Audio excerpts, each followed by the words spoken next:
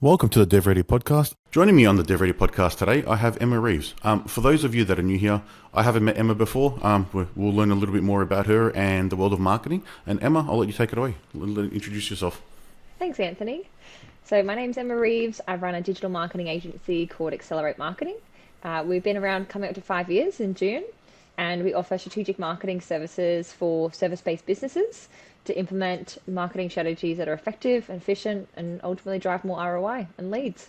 And it's marketing something that everyone needs. Before we probably dive into that, I just realized you said 5 years, so that probably puts you into COVID time when you started the business. It does indeed, yes. Um, So what sort of challenges did you have, or what made you take the leap at that point? I think for me, I'd been in marketing for about 7, 8 years, and I've always had a passion about marketing and strategy, and looking at different ways to be able to basically, I see it as problem solving. You need more customers, you need to grow your business, and what are the ways and the avenues to get there. And that's the best thing that we do with our clients is we look at all the different marketing channels, at the top of the funnel, in the middle of the funnel, and the bottom of the funnel, and then what are the strategies and the messages we need to implement in order to get really good outcomes for them in the targeting of their clients. It also could be targeting of staff. I'd say the challenges for our clients, especially going through COVID, is recruitment of staff and culture building in their business. And if you don't have a careers page and you're not advertising your roles, they don't know that those roles are available. So sometimes the marketing for both recruitment is just as important as the marketing of new business and new clients. I never would have thought of that. Yeah, there's the marketing to potential staff or 100%. employees. Yeah, why do they want to work there? What are the jobs on offer? And what's the culture all about? And I think in COVID, there's now this expectation around being in an office or being available. But for certain businesses, they might be 100%, like you just mentioned. You're 100% remote. So if they're advertising that and marketing that to potential candidates, then they're going to get potentially the type of candidate that they're looking for. Yeah, and then that's having that Having that strategy alignment. and an alignment in place to get the right people through the door, which is the same approach for your customers, I'm guessing, as well. Yes, then they have better retention, then they offer a better service and a better product, then they get better clients. Yeah, So it's all interlinked. it is because if you have staff that take pride in what they do and want to be where they work, they'll do a better job, and then that'll translate Yes. into more work, better relationships with clients, which will ultimately grow your business. Yeah. Yeah. So, So what made you take the leap from, I'm guessing it was probably a corporate life, into your own yes, it startup? was. Yeah, so I worked at a online comparison website called Rate City back in the day. I worked there for about 3, 4 years, and it was what you call affiliate marketing. So it was working with the banks or working with the media agencies that represent those banks to be able to drive leads for these businesses and inquiries for loan products or credit cards or savings accounts. And at the time I was working there, all the rates are going down. So it was a really great time for comparison sites. Yep. And Rate City were neck and neck with Finder actually at the time in the home loan space. And so it was understanding the different ways that Rate City as a comparison site attract consumers to their site to be able to showcase a variety of financial products.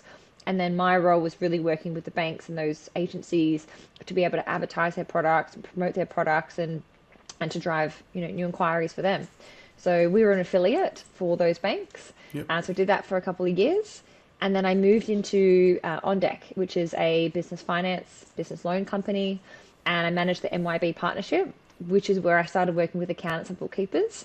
And we were basically advertising in and showing the MYB customers they could get a business loan product, and they could get it at normally a better rate, and there's better features because of the relationship between MYB and On Deck at the time. So it was a channel partnership, and we did everything from in product to direct mail, email marketing, events. It was a full multi-channel approach.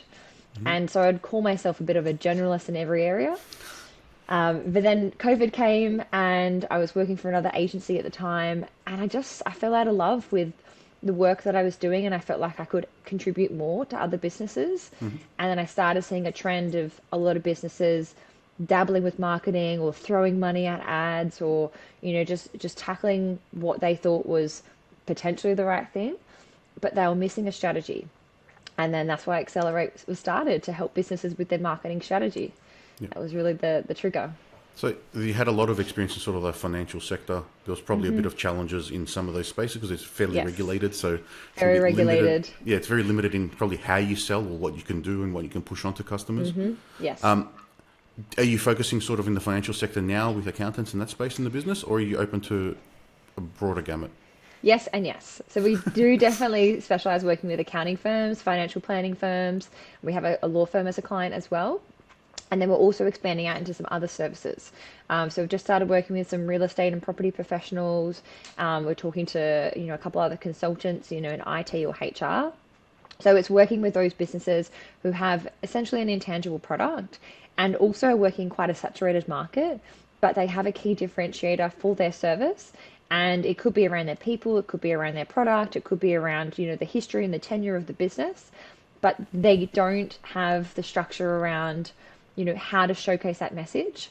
I think, a big push is around video, and a lot of the directors that we work with are apprehensive to being on video and being on podcasts.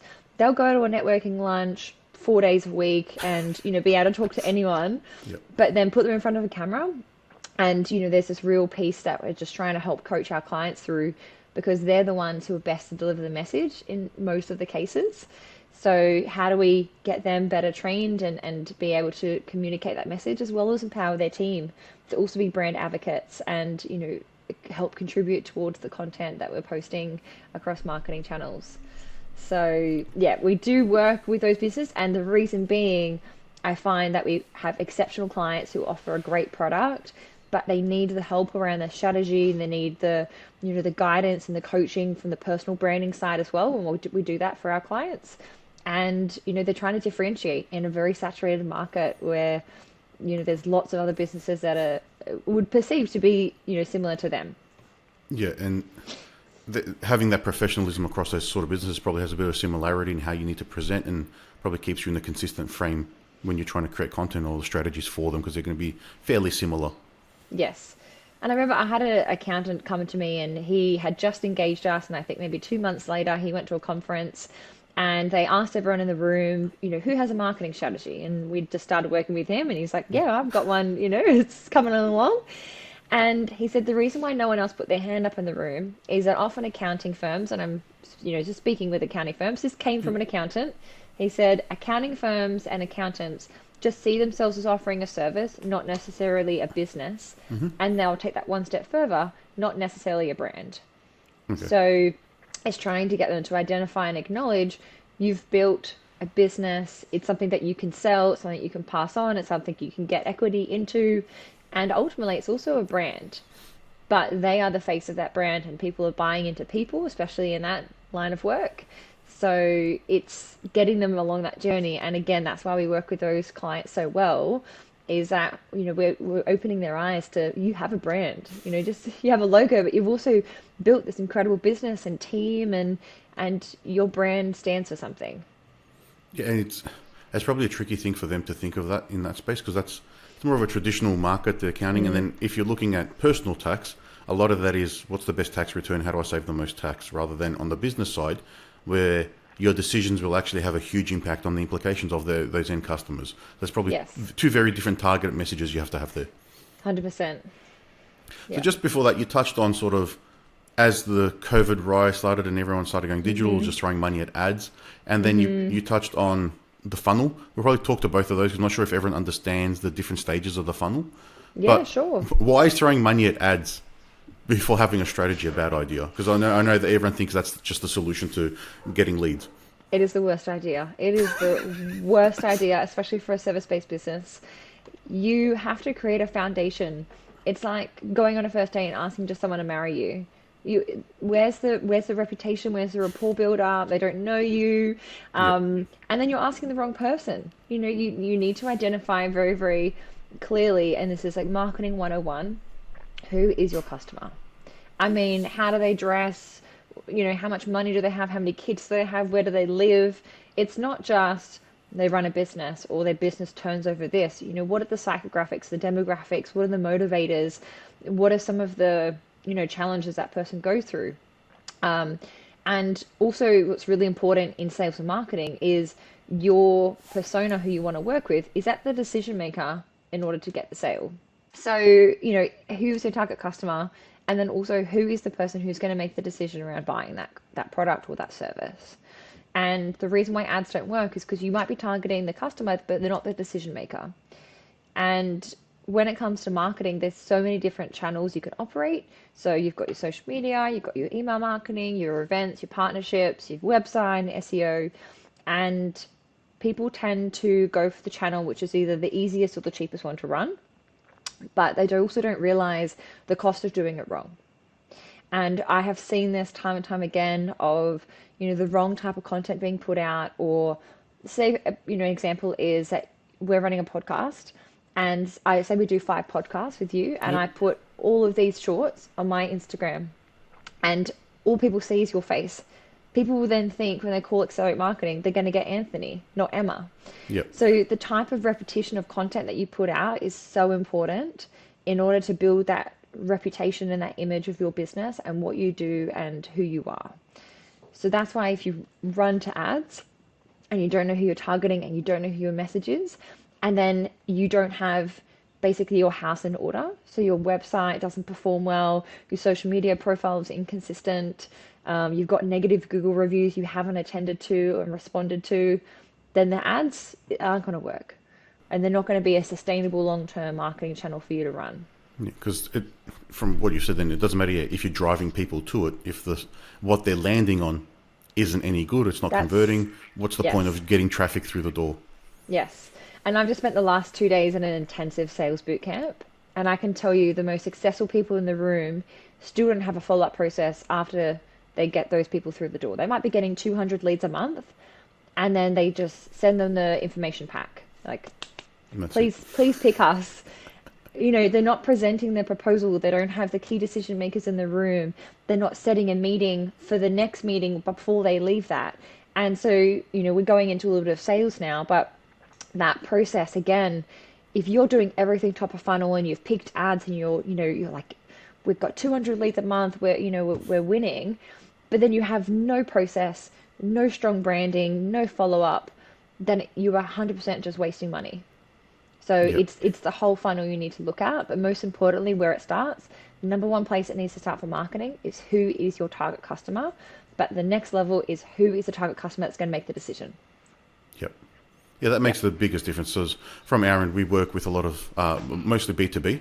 So when we go in the corporate space, we're not talking with the key decision maker initially. We have to deal with a person lower down in the organization. He then has to be sold. He then has to take that information and then upsell it. And then eventually we may get to the right person in the room. But on a smaller business, you can talk to the decision maker straight away. But you need to have, like you mentioned, build that rapport, have relationship, have enough evidence behind you before you get to that point potentially as well. So then they can understand, all right, I can actually get along with these people, because that could be the first gate of them seeing your content is like, I don't like the way this person talks, or I don't appreciate the message or how they approach things. So you can filter people out before you get there to get to the right person and try and get a better quality lead as well. Yeah. And you've nailed it in terms of that conversation and that that initial pitch that you've got to maybe someone lower down, but that's the entry point, the way in. That's fine, that's great. But how quickly can you get to that person you need to talk to? But ultimately, the way you're talking to that initial contact versus the decision maker, you're definitely trying to evoke almost a different feeling. So your product or service is solving a problem, but it's also evoking a feeling. For marketing, people want to create a business that's sustainable. So often that comes with having a sustainable lead flow and a sustainable pipeline. In terms of staff and recruitment, it also means knowing they've got some assurance around staff, staying in the business and performing well, which again, marketing can assist with. And so when we talk to clients, prospective clients, we talk about the end result after someone's engaged us. Our directors that we work with, they on average get, 3 to 4 hours back a week. How can you spend that in your business? We create a pipeline of leads for you. You're guaranteed almost, new business in 4 to 5 months time, all of these things and these certainties, but it's a feeling. We invoke this feeling of confidence and trust and security, which is the end result they want to feel. So when you're marketing to 2 different people, if you say to the entry point person, the business is going to be more sustainable working with us in the next 2 to 3 years. It's the wrong message and conversation to have with them, which is again why that funnel is so important. You can't just give the one message to the one person at the one time. You have to have different types of marketing touch points and communications all the way through that buying process until you get that end result. Yeah, because if you get the wrong message from the wrong person, it's not going to resonate. They won't understand it, like you mentioned. Yeah, they don't care that they get 3-4 hours back. They're like, I get paid the same wage. How does that help Makes no an difference. employee? It helps a business owner. It means you can walk the dog in the morning. It means you can go to breakfast with that friend that you need to, or go to that, business lunch. It has a different meaning for the different person in the business.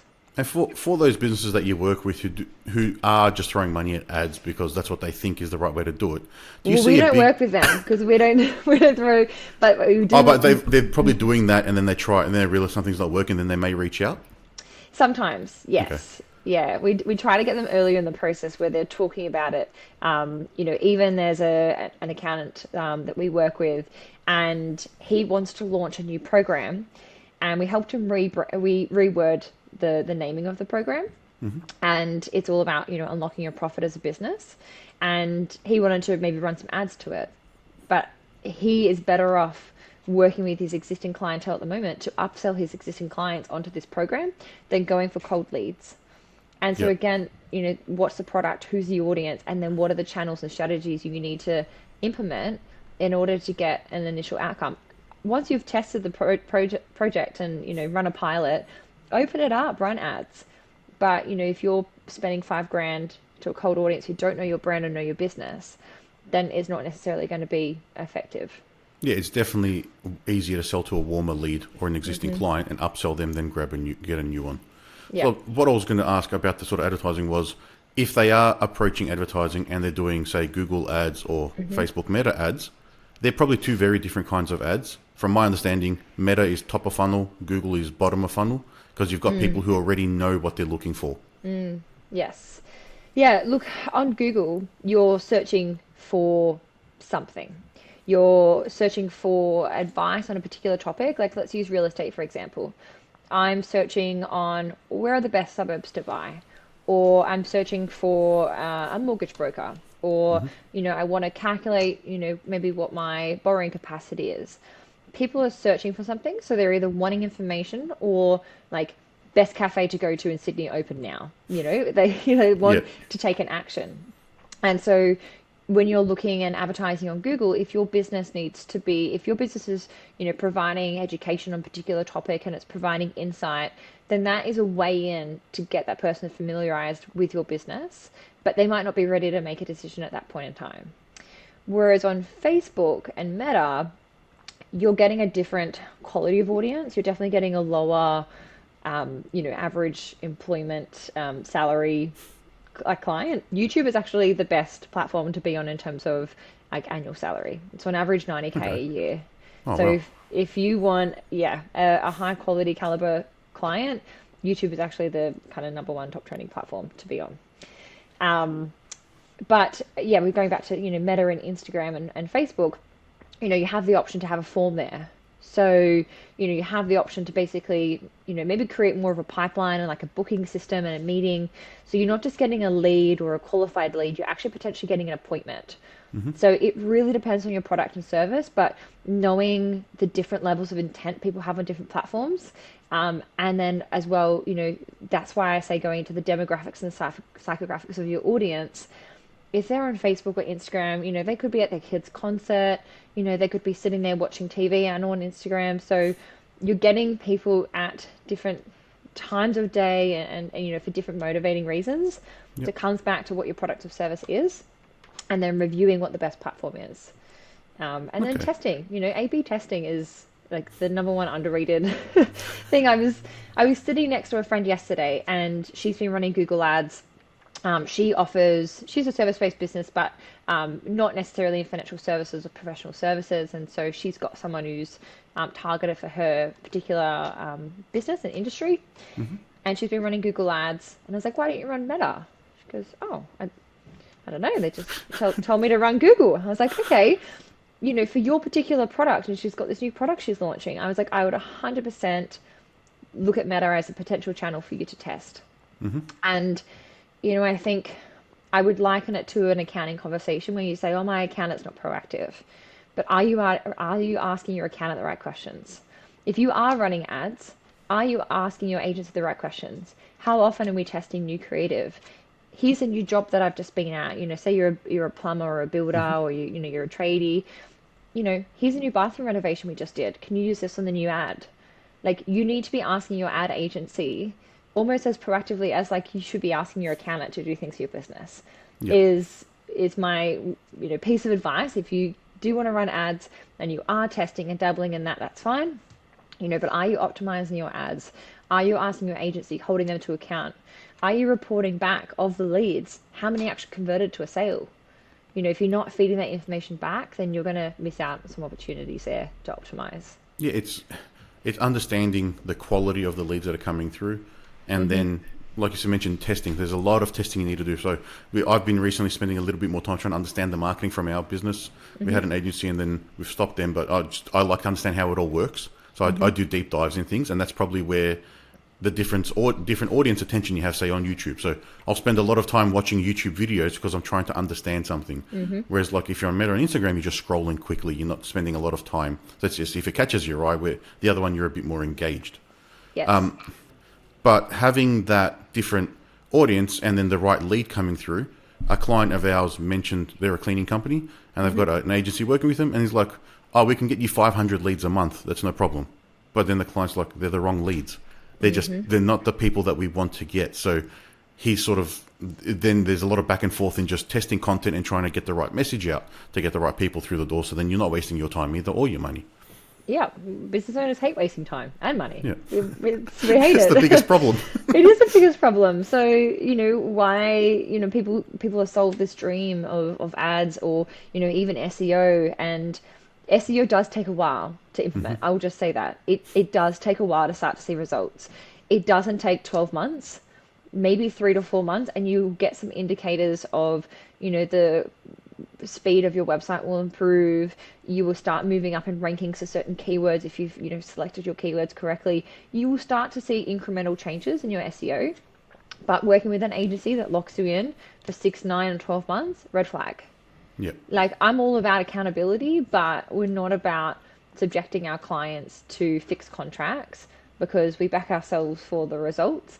And we also know, say, for example, that business was given this huge opportunity to sponsor a national event or an international conference in Singapore. Do I really want to waste their money on SEO and we should go spend 30 grand during this conference?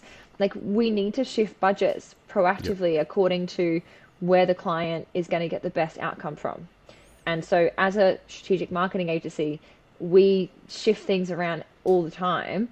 We keep the lights on in terms of social media and email marketing and the website, but we want to look for different opportunities at the top of the funnel, or, even towards the bottom of the funnel, or getting repeat customers or upselling customers. There's so many strategies. And so if you just look to ads, you're looking at one channel at one part of the funnel. Yeah, it's one way to broadcast a message. Yes. Which is, if you were doing traditional advertising before the social media took off, it'd be, all right, are you going to advertise in a magazine or a newspaper or a billboard or a bus stop? You pick one. That's the approach advertising is. That I don't think people sort of make the parallels between digital marketing and then the traditional marketing, because they think they're probably completely separate, but it's the same principles apply. Yes, 100%. There's a difference between advertising and marketing. Yeah. Yeah, everyone, I think, just lumps advertising and marketing. It's the same thing. Yeah. And that's not being educated in the space or not understanding. And then you've probably got a lot of businesses, from what you've seen working with sort of non-tech founders as startups, they've either had a lot of experience in a specific domain at a specific role, and they've never been exposed to the marketing or advertising side of a business. They don't understand that strategy. So when they start a business, they have no clue what to do. They don't know what to think about. They don't even know what it is. They just say, all right, I just have to post some stuff on social. And that's probably how they word it. Yes. And you know what? I went around this table that I was sitting on yesterday with this group of business owners, all different. One was a plumber, one that runs a NDIS business, and a consultant in psychological assessments. And they all ran different businesses. And I asked them all what their number one top marketing question was. And do you want to know what it came back with? How do I run an ad? How do I get more Instagram followers? Oh, I was like, it's again, even that is great that they're thinking about that. And what that tends to correspond with is on Instagram or TikTok or any type of YouTube, even, and YouTube Shorts, it means that they're thinking about video, and it means they're thinking about perceiving their business a different way. And like going back to before, the director and those kind of higher representatives of that business are the best people to articulate what they do and why it helps, and the feeling it evokes. For them to be able to convey that, they are the best one to talk about it. yep. And so the fact that they think that they just need to grow their Instagram page, I mean, I'm happy because they're on the journey and they're not It's just an thinking indicator. about, yeah. And I even had one of them ask me, well, if I don't have a corporate office, where do I film content? I was like, literally anywhere. Like, the more authentic you are, the more raw it is, the better it's going to come across. Like, I'm going to do a Instagram live tomorrow when I'm at the airport. Yep. And, I hold myself to account. It was one of the actions we took away from the 2 days. And I'm going to answer some of these FAQs. So you can follow Accelerate Marketing, and we'll be putting out this type of content every week around what are the top FAQs and what are the ways to solve it. But I just thought it was really interesting that I think going into that people's problem and number one question about marketing was how to get more leads, but it was so much further at the top of the funnel than that. It's how do I run better ads, or how do I get more followers, or how do I just look at one particular thing. So Yep. yeah, just to broaden your mind to marketing, and not necessarily just advertising or one channel, Yep. but focusing it on where is your customer, what message do they want to receive, and then what's the best way to get that to happen.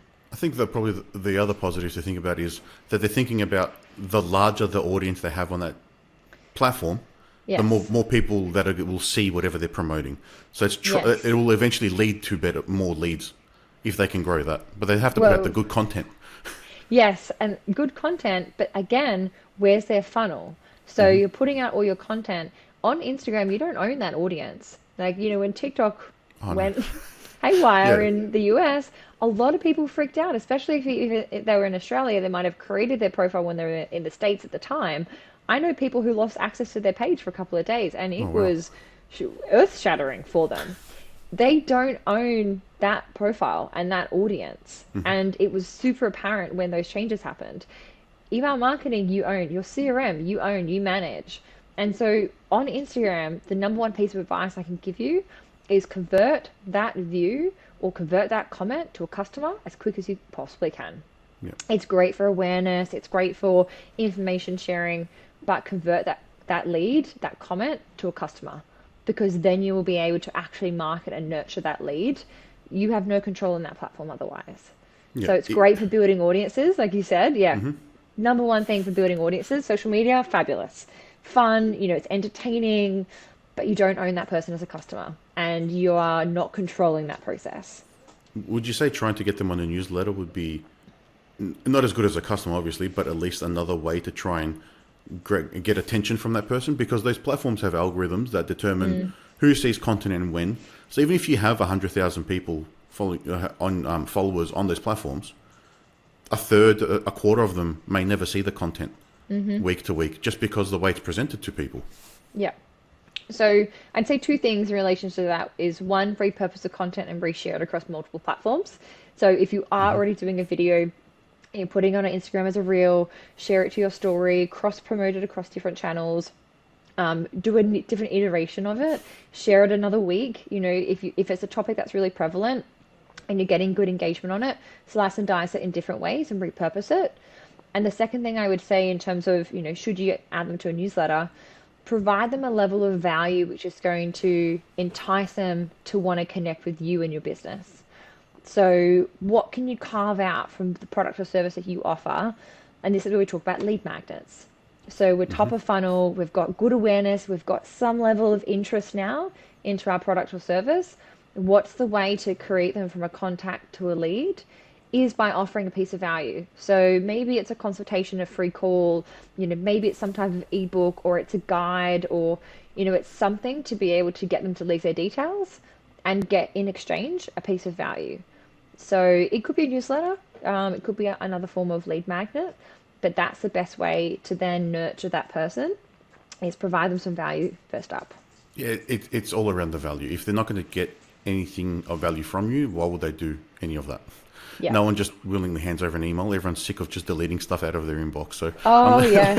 unless there's I need something to, useful, I unsubscribe from emails every week. And it surprises me, the new ones that pop in. I was like, I don't think I even subscribe to this. yeah, they just So get shared or spammed, the and focus it's folder hard. doesn't work anymore. I don't know. People have found a way out of the focus folder, way into the focus folder and not the other folder. So yeah, there's a lot of noise, and I think a big thing in marketing is that point of differentiation, and coming up when crafting. You've only got a couple of seconds, or maybe a sentence to capture someone's attention. So you need to be really, really crafting your hook and crafting that initial piece of interest to get the engagement. But then at the end of it, sharing that value and getting them to, pass it on to a friend, getting them to leave their email address. There is a definite need for a more intimate conversation and connection.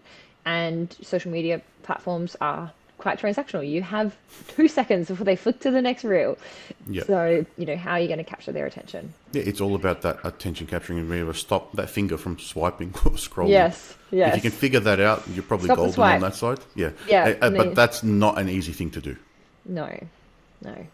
So I normally wrap up and say, what are some key things that you can leave everyone listening with? But I think you've probably touched on about 30 or 40 different little hope key so. pieces of information there. Yeah. What's one golden rule you think about setting a strategy, or if someone's thinking about doing that and they don't really know where to start or what to do? Well, I think the big thing is just when it comes to marketing and, a resistance that we sometimes get from clients, but then something that they then share with others after they do work with us is we should have started this 3-6 months ago. And, it may be because they've tested another channel and it wasn't working, or, what I hear all the time is I have no time and I'm busy, and we're always going to be busy. So let us help you now to implement the right foundation and to build a pipeline for you so that then you can afford to bring on more team members. Then you can afford to go on that holiday and get that downtime. So, what is your product or service allowing them to do? And I think when it comes to marketing, if you're thinking you're too busy or you're thinking you have no budget, don't go spend it on ads. Spend the time now actually assessing who your customer is, what are going to be the most effective channels. Do some competitor research. That's a really good place to start, and having a look at trending topics and trending videos and the way other businesses message, especially again in service-based businesses. And start today, because you should have already started yesterday. Yeah. Marketing is a crucial part in everyone's business, and I know when budgets get tight and when the economy is taking a bit of a turn, it's easy to cut on certain budgets, but I can guarantee that if you don't start today, you will be regretting it in 2 weeks, 2 months, 2 years time, that you haven't laid that foundation and that work. Yeah. And those are the times when you don't want to cut the marketing. Yeah, you don't. That helps you get leads. That people talk about, sales and marketing, finance, ops, people, HR. You need every pillar. Dial up and dial down. Sometimes you need more people in your business. Sometimes you need to focus on process. You have different aspects of your business that will, drive growth, and the other ones that will help sustain growth. And so, you need those different drivers at different times. Marketing is something that hopefully I've been able to convey today, whether it's top of funnel and your awareness of your product, or if it's converting customers and getting to the right decision maker, or if it's creating loyalty amongst your customer database or even your staff to be advocates for your brand. It sits across every component. So if you think that maybe there's a gap there somewhere, chances of marketing being able to actually help support it are pretty high. Oh, definitely. So, it's not just about the leads, it's about the overall business and perception. It's about standing out, but sometimes it can be about, getting your brand ready for recruitment. So it could be, a different challenge depending on the business. Yeah, and then another way for business owners to think of it is if you have the right strategy in place for your marketing, it'll make the business less lumpy, so you won't get affected as much during those difficult times. 100%. And the other thing I would just say, and I would, leave on is, you are saying, potentially like business owners, they come to us and they're like, oh, we're not doing any marketing. I was like, oh, but you wear a branded shirt, DevReady AI, that's merchandise, that's marketing. You have a website, that's also marketing. Every Yeah. business right now is doing a form of marketing. You're not starting at the starting line. You might only be a few steps forward or maybe, 100 meters ahead, but every business is already doing something. So it's about looking at what you're doing, improving on that, but then looking at those new opportunities. Yep. You've got signage at the front of your office. It's marketing. Yeah, it's a It's, message you're projecting. yeah, definitely. So, Cool. Well, Emma, it's been a pleasure talking about marketing and understanding why the strategy is so important. And hopefully, people listening took one of your 30 tips thank that you. we've gone through there. If anyone wants to find out more or reach out to you, how can they do that? So they can follow Accelerate Marketing, so Accelerate with an E. Um, and they can also find myself, Emma Reeves. So I'm on most platforms. Yep. But connect with me on LinkedIn and send me a message. And, I'd love to know if anyone has a marketing FAQ. So if you've got a question, I'd love you to send it to me or, can book in a time to chat if they want to delve a bit deeper into their business. So, yeah. Cool. And we'll add all those links in the show notes, so it'll be easier to find you. Well, Fabulous. once again, thank you for taking the time to have a chat with me today. Good luck at the airport with your live tomorrow. Enjoy your trip. Thanks, Anthony. Nice to chat to you. Thank you. Bye.